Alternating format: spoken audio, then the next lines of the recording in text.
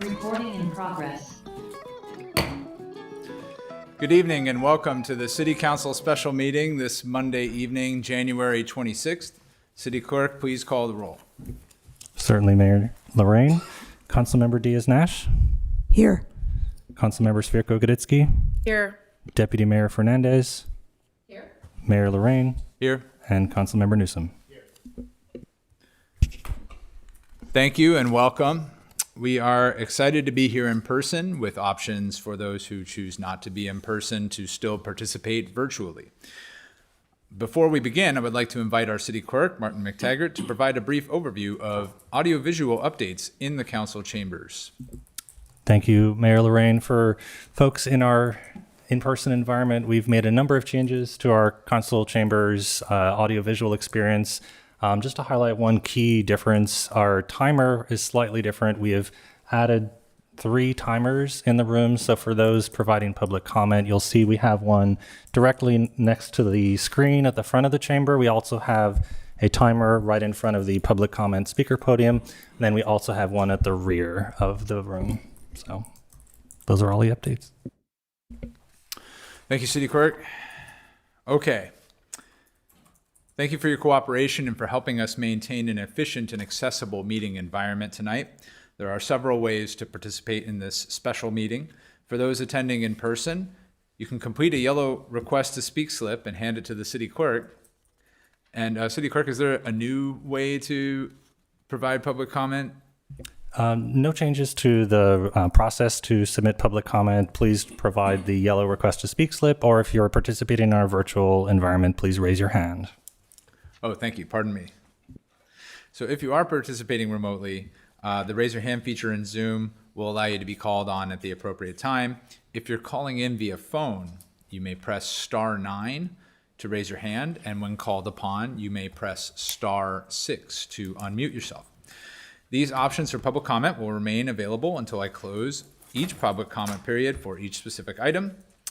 And for members of the public watching on YouTube who wish to provide live public comment, please note you must join the meeting through the Zoom webinar at this time using the access information listed on our agenda. Unfortunately, YouTube does not provide a raise your hand feature like Zoom, so please join Zoom if you wish to make a public comment.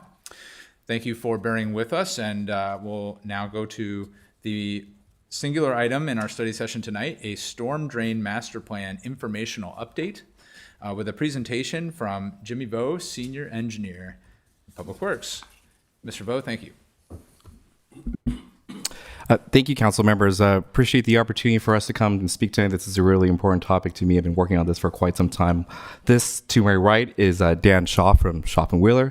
They have been paramount in working with us and delivering the stormwater update as we have been working on this progress for the last 2 years. So presentation today is going to talk about our progress in the last year. And then during that presentation, there's a few touch points that we want some feedback with council. And they're displayed here. I'll bring them up throughout the presentation as well as the end. The first one just relates to general comments about the projects and the cost estimates. The second one relates to support related for funding our very high improvement projects by utilizing stormwater revenues for bonding. And step number 3, or feedback item number 3, relates to our minor improvements or our minor storm drain water projects and how to fund those moving in the future. The last point here is just a thought on how the city is currently working with stormwater management once it deals with private development. And the stormwater master plan update gives us an opportunity to reflect and an opportunity for us to look into future changes that could affect private development as it relates to existing systems, but also to climate change. And I'll be brief in my introduction. I think everyone's well aware of the importance of stormwater infrastructure for the city of San Mateo. I'll dive into the quick project approaches, and then I'll send it over to Dan Shaw, who will talk about the technical analysis of this presentation.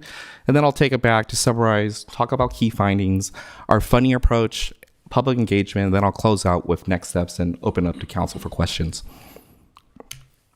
So we're here to talk about infrastructure and specifically related to stormwater infrastructure. San Mateo, like many Bay Area cities, has a lot of infrastructure that has been beyond its use of life, and it's showing or it did display itself during the New Year's of storm events of 2022 and 23, where we had widespread flooding due to just a lot of rainfall falling to our systems. That was partly due to some system constraints that we all talk about a little bit later, but it was a point in time for us to look back and indicate what we needed to do to kind of fix our future improvements. This was made possible by the stormwater fee in 2024 when that passed. This gave us the funding needed to quickly move for this priority number one measure, which is the stormwater master plan update. Our previous update to the stormwater master plan hasn't happened since 2024, and that will be a major change that we'll be talking about today. So for the approach, we really just wanted to have three goals, and the first one was to understand our capacity. The second one was to figure out where those gaps are, where we needed to have improvements, and the third one is to develop a list of projects that we would be implementing for the master plan update. So very quick introduction. I know we were limited on time today. I want to save time for questions. I'm going to dive in over for Dan to talk about the technical analysis.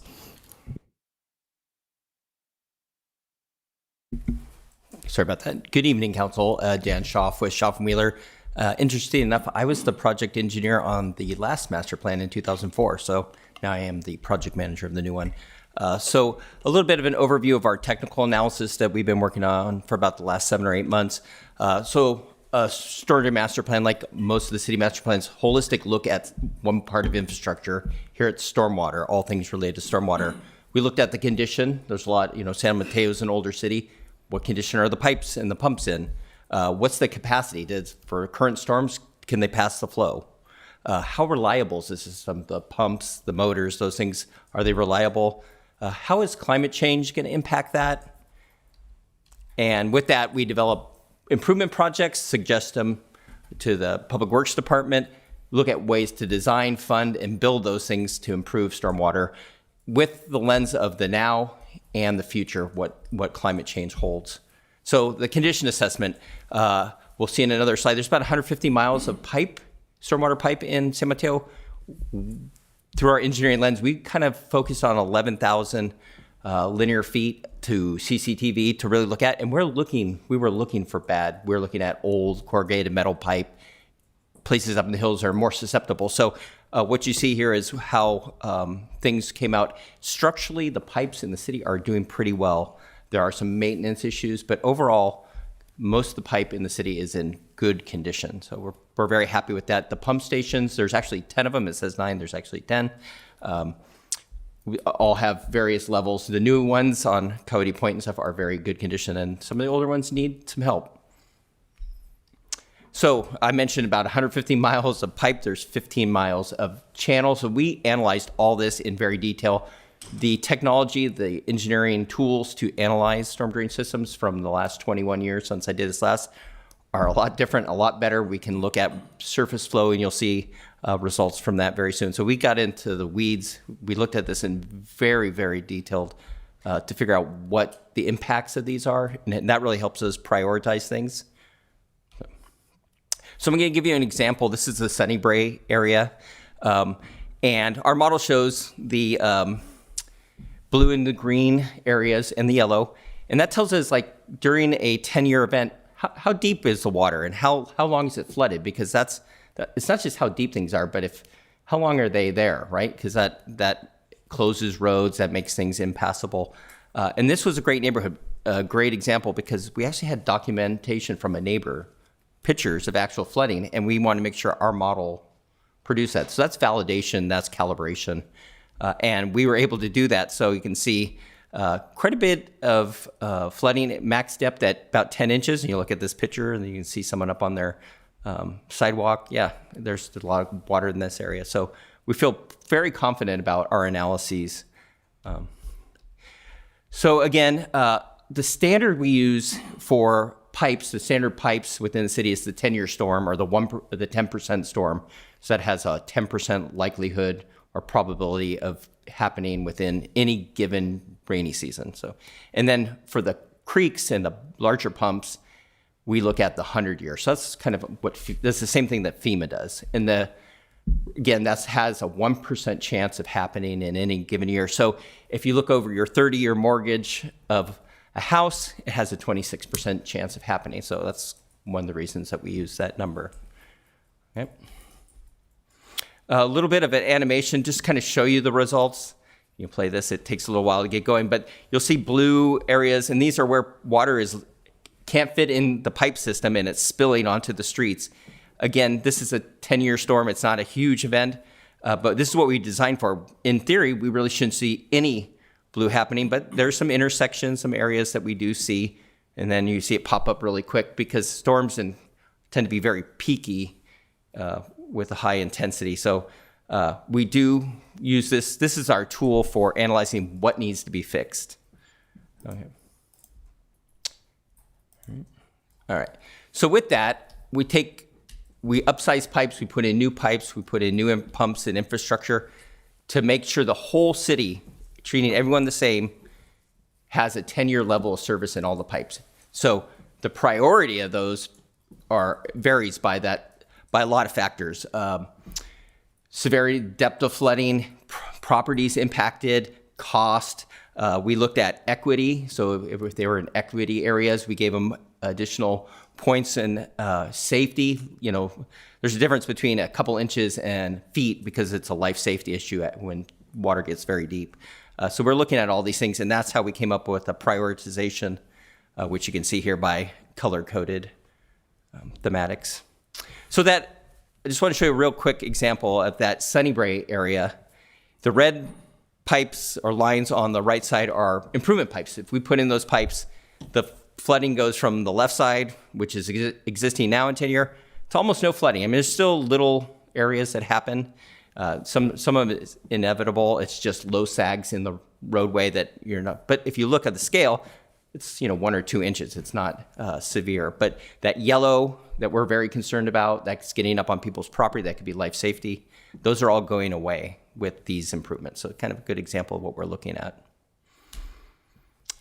So now looking into the future, we've solved the now, but we know, we've seen that the climate is changing and it always will be changing. In San Mateo, we're looking at 2 things. We're looking at the tides, the bay tides, they're rising, and precipitation is changing. So we're looking at the best science available for predictions for 2 terms, 2050, which we call mid-century, and 2100, end of century. So we want to make sure when we suggest improvements that they're adaptable or resilient to climate change. So this is that example I was showing at Sunnybrae. If we do those improvements, we go from the left side is existing. We made all those improvements, flooding went away. Now you have climate change, future precipitation on that, what happens. And you can see yellow doesn't come back. We have a little bit of the lowest blue. So in general, those improvements, those CIPs are adaptable and they're resilient to climate change, at least through 2050. If we went to 2100, it'd be another story, but usually we don't plan out stormwater projects that long because of life expectancy of projects.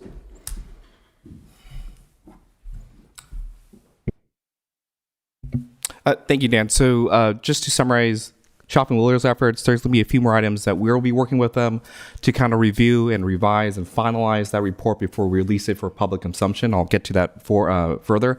The items that I kind of want to bring up to council's attention are the key findings of that report, and there are 6 of them, and I'll go through them quickly. The first one, like Dan said, is related to conditions of the pipe, and he mentioned that the pipes that we did inspect was in good condition. There are a few that we do have to replace.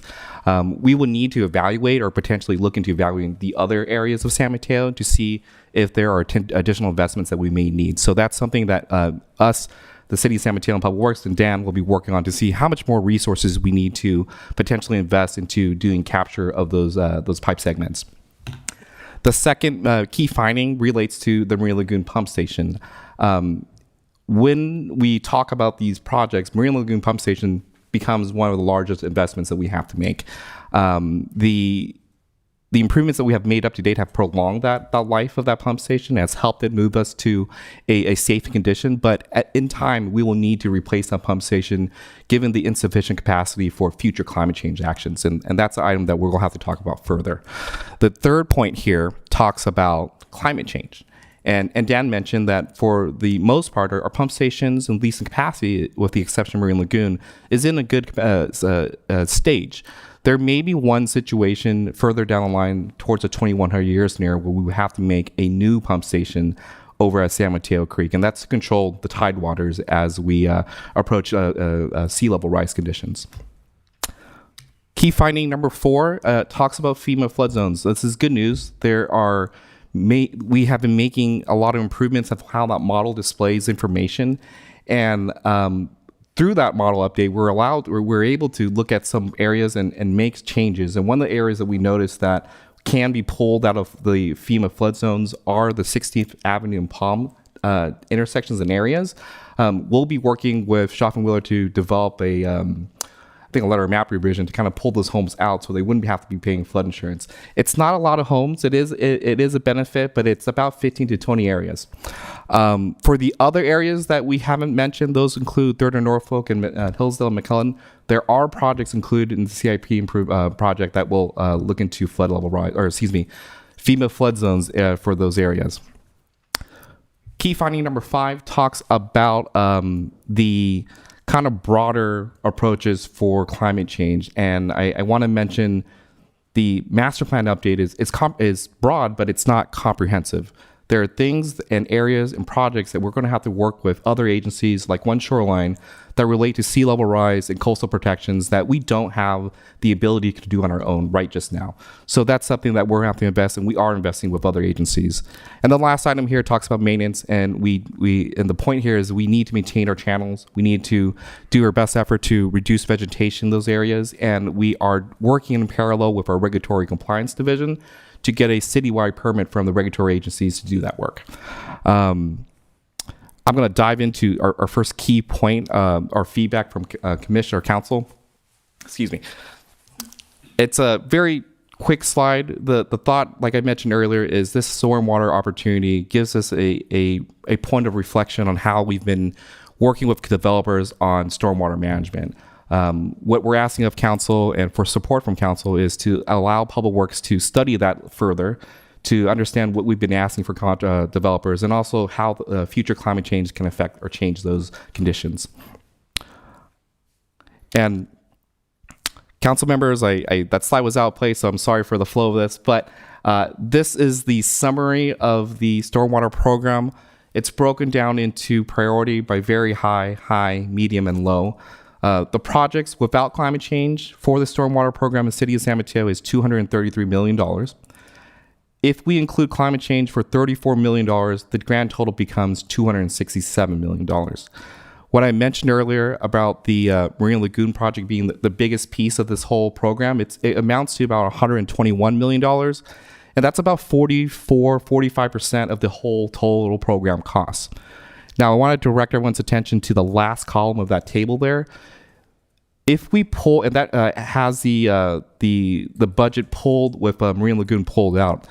The point of showing that is to demonstrate that without Marine Lagoon, this amount of projects or funding is something we can achieve with our existing resources and funding from stormwater. It's something that we can use our immediate funds to get bonding so we can move quickly on these very high projects. But it doesn't mean that we're not going to fund Marine Lagoon. It just means we're going to have to evaluate that, be creative in how we seek grants, especially from state and federal agencies, and go back to the planning table to kind of figure out how we make this major improvement with the years to come while still focusing on very high improvements for the Stormwater Master Plan update. So I've been talking about very big, very large projects, and the next slide talks about the very small projects that we deal with in San Mateo. These are the localized ponding projects that we get from residents and from community members. And this is a good picture of what that represents. It's a ponding location, a flooding location that usually happens because of the street grades. It's not a very large risk that we have to endure for the community and residents. The water is maintained under the curb line, and it's not flowing onto private property. We understand when we move forward with the stormwater program, we're going to be focusing on very high projects where we can get the most bang for our buck, projects where we're going to eliminate the most flooding for the amount we spend. But we also understand there are projects that are going to be throughout San Mateo that we may have to spend some funding on, at a very limited funding on, maybe in the range of 250,000, so that we continue to have these improvements in localized areas. The strategy here is to be surgical, to understand what kind of improvements are coming in, and make those improvements where the community or areas are going to be most needed, right? Walking routes for schools, senior citizens, areas of larger streets. We want to aggregate those projects on an annual basis and then produce them at an efficient manner, rather than having it come on at a case by case. Public outreach, I believe we are releasing a stormwater mapping tool this week. The tool allows residents to pin flooding locations either in their neighborhood or throughout San Mateo. It provides a form or an update for us to provide for them to provide photos as well as videos so that we can review and coordinate with the resident. It's in English and in Spanish, so that will be releasing this week. We plan on reviewing the draft master plan and releasing the for public review in this is late February, but it's supposed to be late March or early March. And then the last point of this is we're looking to have the public engagement meetings sometime in spring. 2 of them to be scheduled and determined.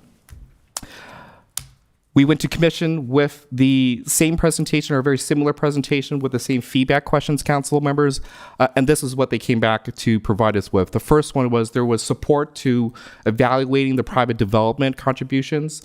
The second relates to support for the localized ponding projects, but also a note here was they recommend potentially increasing that funding beyond the recommendation that we provided at $250,000. And their emphasis here that we are taking into account was to make those improvements in areas that were going to be visible and highly used, major roads, schools, and parks. And the last point here was to have increased engagement beyond the 2 meetings that we were recommending for spring. And council, this is the next steps. I've talked about point 1, 2, and 3. We will be working on revising that and releasing to the public. Come June or the summer timeframe, we'll be coming back to commission and council to formally adopt the master plan. And then we will initiate very rapidly the improvements for the very high projects, at least for the projects that we have resources for, which I think include 2 or 3 major projects that are going to be major for the city of San Mateo. And the last point here is ongoing. It's going to be something that we continue to do throughout this master plan, which is to seek as much funding as we possibly can for the improvements that are necessary for life and safety. So with that, council, I know this was very quick. I want to reserve the time for you guys to ask us questions, and I appreciate the opportunity for letting us speak today. Thank you for the presentation. At this time, I'd like to open this item for public comment.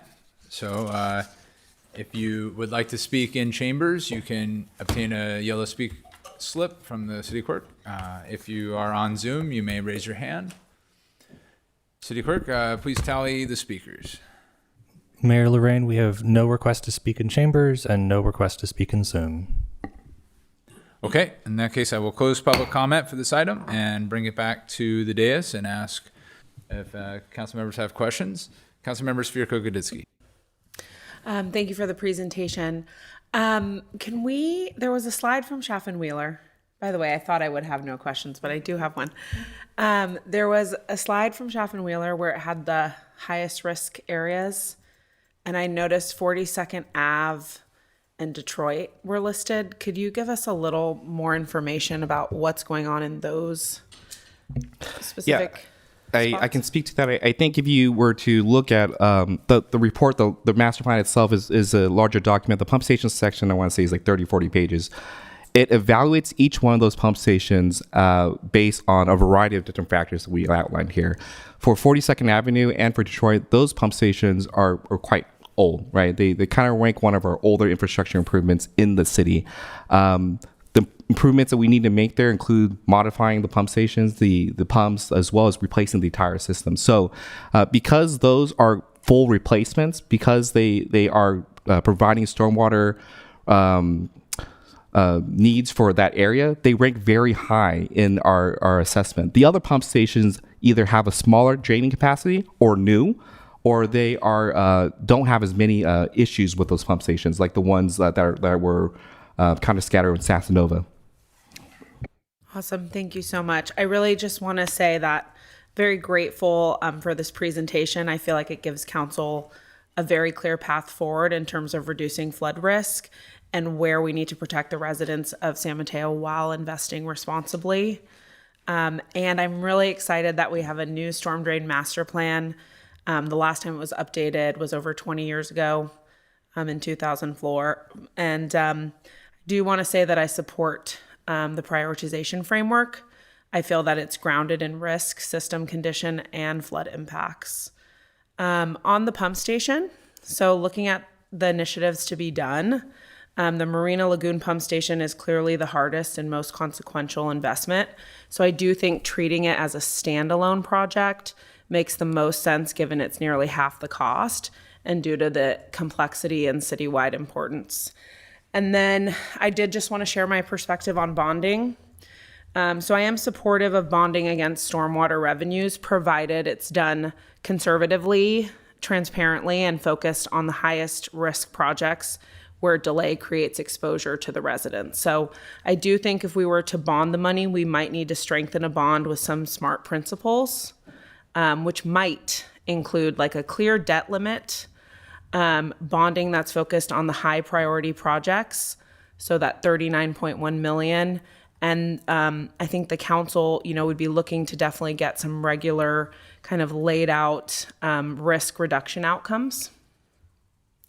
And just for the public, I do want to reiterate that for those that may be skeptical about bonding does not create a new fee. This would be a financing tool, really to use existing stormwater revenues to really review and deliver the highest priority projects as soon as possible while still keeping up with the maintenance. And then you did mention going and working with private development. So I am fully supportive of that. I think it would be interesting to reach out to the Bohannon Group about 42nd Avenue, since there is a large development proposal coming up. And then whatever we can do to really bolster the stormwater mapping tool. If you want the city council to do outreach to remind the public, I think that will be vital because when we had that 300-year storm event, there was a lot of different streets that suddenly had some impacts. So it'd be good for us to explore that. But I'm really excited, and I think this was a great update, and I'm glad to see the progress moving forward. Thank you. Thank you. Anyone else have questions? Councilmember Diaz-Nash. Thank you, Mayor, and congratulations on getting this far with the plan. It's something we've been waiting for, and thank you to everyone involved.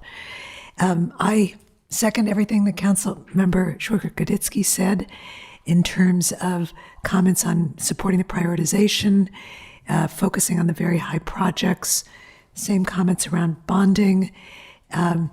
I just really want to promote the stormwater mapping tool because I think the more we can do to allow residents, businesses to feel like they're involved in these projects, the more they're going to understand and the more they're going to accept and the more they may give us suggestions. Like, it really doesn't work that way. Here's how it is, to help refine the tool. So I think community outreach and engagement is going to be so important to really explain what this is. But I think the mapping tool would be great. The other thing in terms of the ponding projects, I found when we did Safe Streets that even though some of the streets weren't going to get done for 5 years, the fact that they were on a list gave people hope and went, okay, this is real. And they'd go to Director Fabry and say, okay, when is my street going to happen? And he'd point them toward a page and they'd see it's 2 weeks from Tuesday or whatever it is. So the closer we can get to actually mapping those ponding projects, even if they're small, and saying we're going to take this section and then this section, and explain your priorities, I think would be really helpful in making people feel as if the the fees that they're paying for stormwater are actually going to something to help them. Because most of the people in my district, it's abstract, the Marina Lagoon and the pump, but it's critical. What is not abstract is San Mateo Creek, and how you connect the creek and what you're talking about with where they are is also important. So everywhere you can just connect what you're doing with where people are living, I commend you for it, and thank you very much. And private development opportunities, yes. Thank you. And actually, I'm reminded to maybe just check in to make sure that we hear from people on about how much, whether we feel the current allotment of localized funding is proper. I think that's a question before us tonight, given the commission comments. And Councilmember Spirko-Kadisky, do you have anything you'd like to share on that? Or Diaz-Nash, or both? Well, given my comments, thank you, Mayor. That I should have brought that up. It would be, I think you could do more if you increase the budget for the localized projects up front, just to start to show people that something's happening. So I would leave it to you to identify the amount, but I think giving a little more here and now funding, Mayor, would be a good idea. Thank you. +1. Okay, thank you for those comments. Does anyone else have any questions? And if you don't have questions, I would still appreciate hearing feedback to the 4 bullet points, if you have any. Yes, please, Councilmember Newsom. Sorry. I'm happy to go. Nope, that's all right. Okay. Let's see.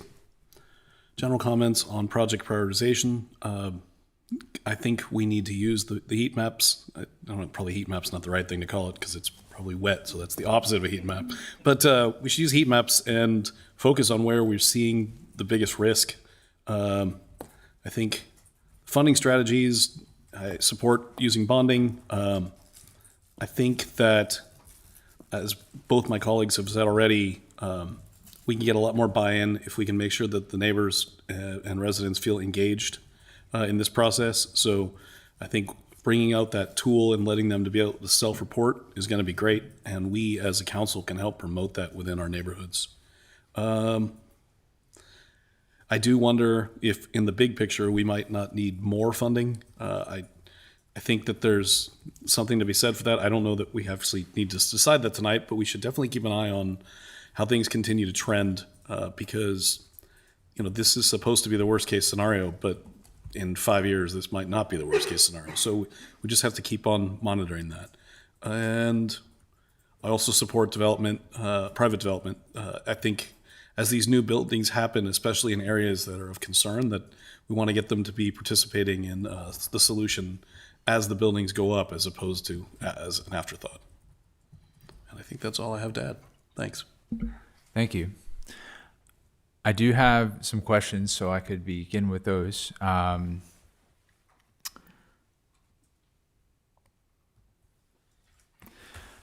Jimmy, I feel like, I apologize in advance because I feel like this is a question I might have been able to do a little more homework and answer myself. But if you don't mind, I was, with respect to the amount allocated for ponding projects, I was just curious if you could maybe speak a little to how far you feel the recommendation would go on an annual basis, i.e., like how many projects might 250,000 a year address?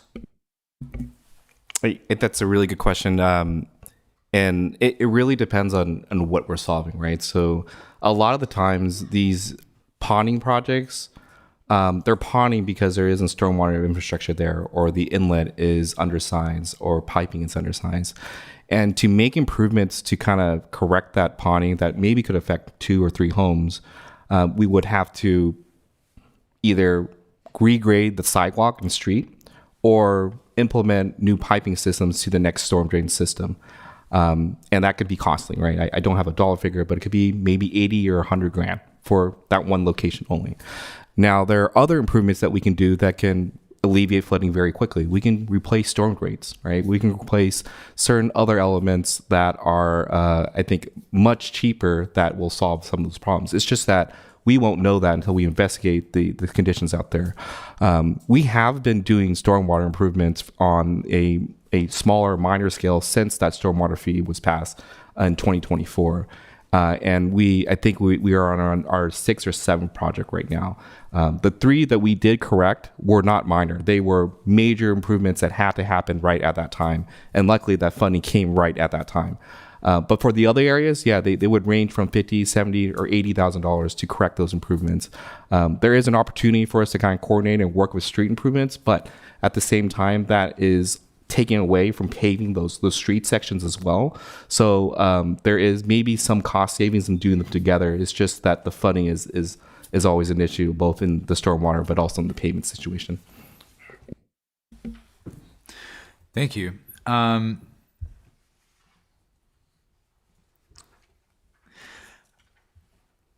And I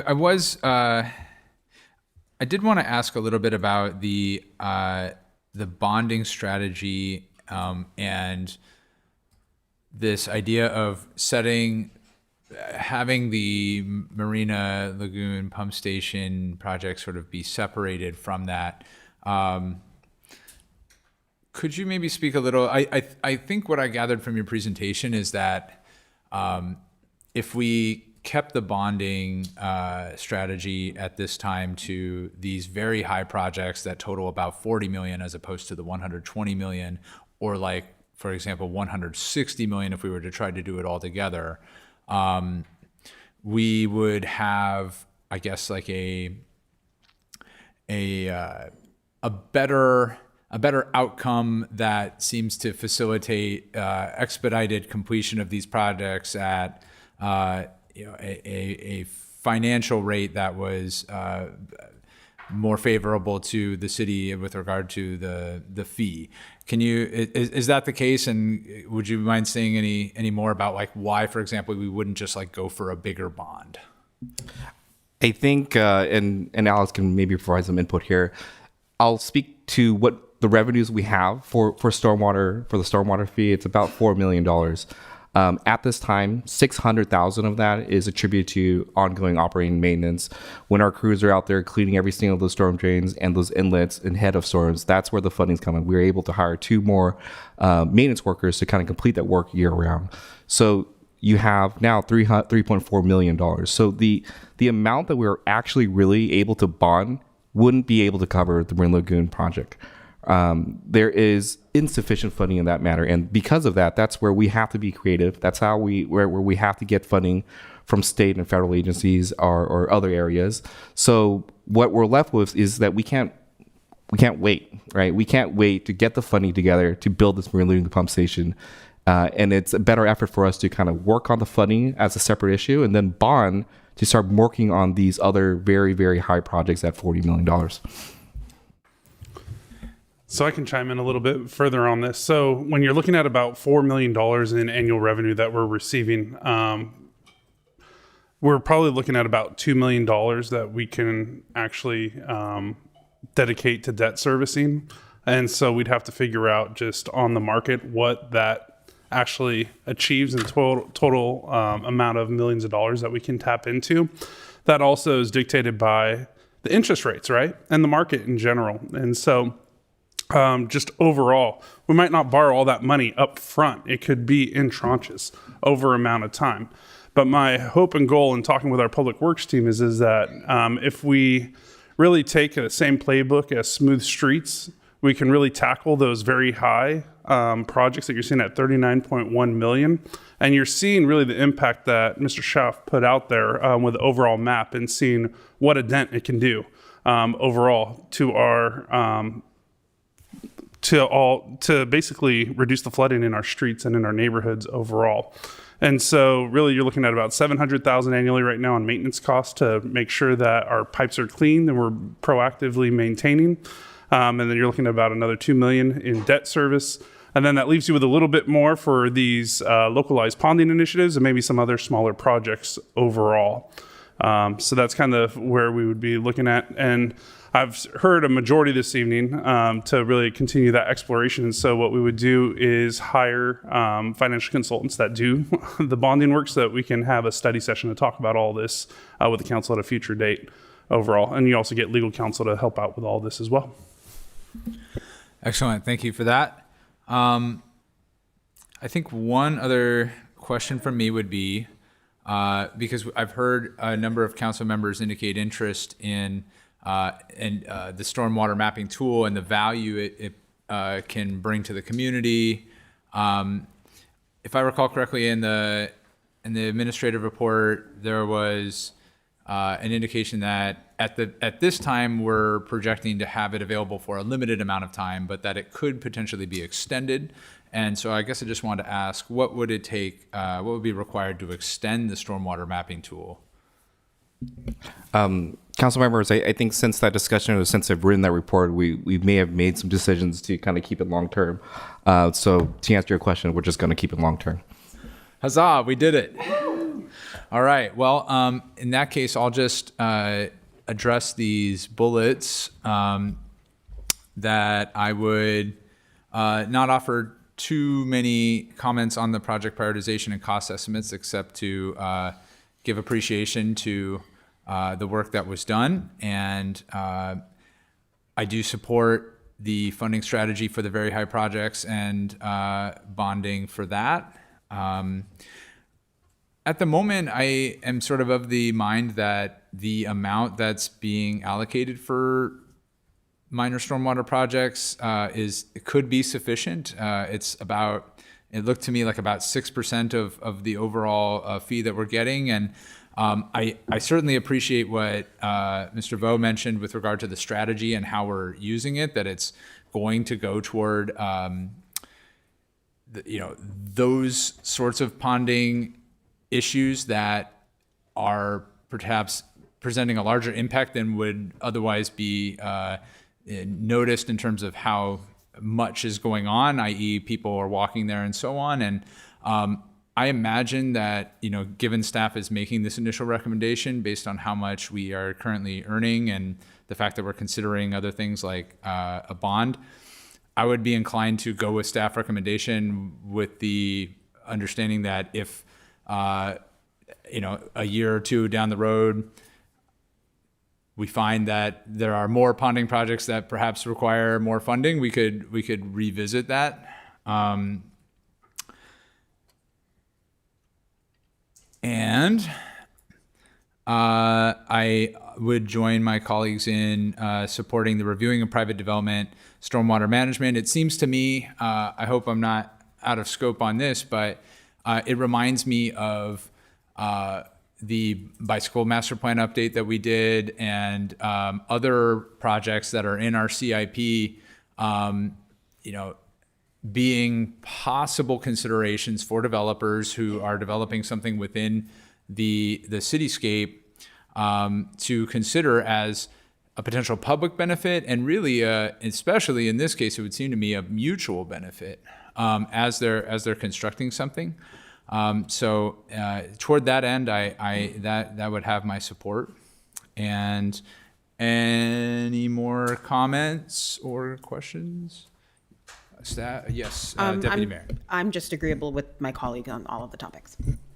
Thank you. And staff, do you feel you have what you need? So just want to quickly go ahead and go over the overall direction. So one, it seems like the council is okay with our priority list and the corresponding estimates. Two, okay with us exploring bonding and coming back to the council at a future date later this year to talk about what those strategies are. Three, when we're looking at the minor flooding, this is where I want to get a little bit more clarification, because I heard from at least Councilmember Diaz-Nash and Swerko-Goditsky 250 plus, but then I'm hearing Mayor Lorraine, maybe 250 is enough. Kind of where's the council's desire over here? Is it to look at about 250 right now and see how it works out, or did you guys want to go a little bit more? I would say let's start with 250, and if you need in June, come back and let us know what you're projecting. Okay, I see all nodding heads on that. Keep yeah. at 250. Yes, just one more thing. Yes. Since we're on the topic of stormwater and storm drain, can you just remind the public about the dredging update and where we're at with that? Yeah, so dredging overall, I know we're going to be going out to bid. Our public works director can probably talk more about that, but our plan is between April and October of this year to actually go out and dredge out in Marina Lagoon, doing some spot dredging out there underneath the ceiling of our permit currently that the city has. And so we've been working hard on that. And so looking forward to making those improvements. Yeah, it's amazing. Taxpayer dollars to good use. Good plug. Okay, and then finally, having private development also make improvements as part of their project with storm drain and green infrastructure. Okay, I see nodding heads overall. We have the direction that we need. Thank you, Mayor and members of the council. Thank you, City Manager. And at this time, I think I am prepared to adjourn the special meeting. We will reconvene for our regular meeting at 7 o'clock.